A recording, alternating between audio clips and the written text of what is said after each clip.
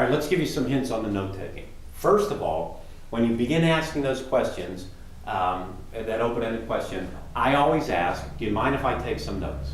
I have never, in all of my years, had someone tell me no. And the reason is note-taking, like knowledge-based sales articles, honors all of the styles.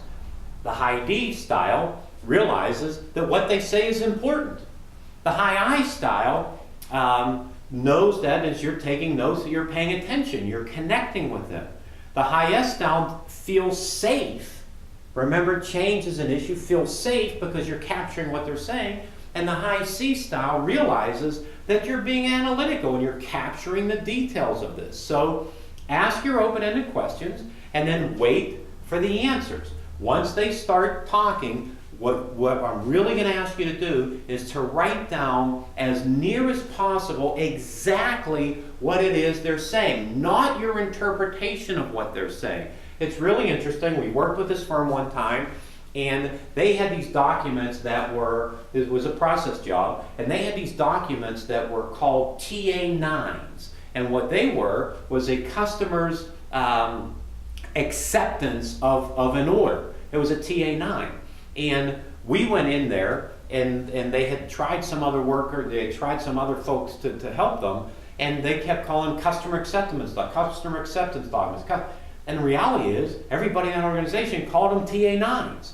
So as we were coming back and talking about TA9s, we ended up winning the project because we spoke their language. It's about honoring them. It's not about your interpretation of what they said. Remember that. So what we want to be able to do is write down exactly what they're saying, not your interpretation of what they're saying, okay? The second thing is, if there are direct quotes, if there's something that's said that's really powerful and impactful and really resonates with you, put it in quotes so that we know it's a quote. You want to write down as fast as you can, okay? But here's the beautiful thing, is that if they're done with their answer and you're catching up in writing, that silence might be uncomfortable, and they will offer another layer and more depth of information.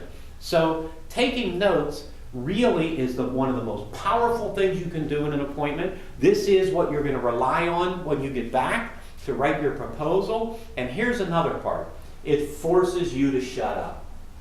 If you're taking notes, you can't be interrupting them. You can't jump in with a thought.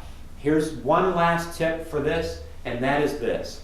If you have a follow-up question as this is going on, write it down.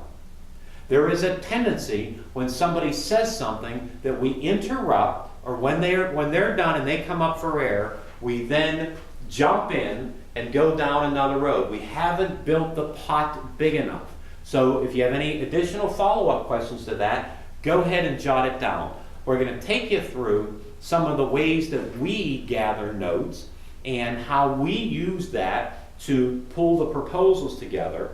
But the note-taking in this call is one of the most powerful things that you can do in order to build your solution.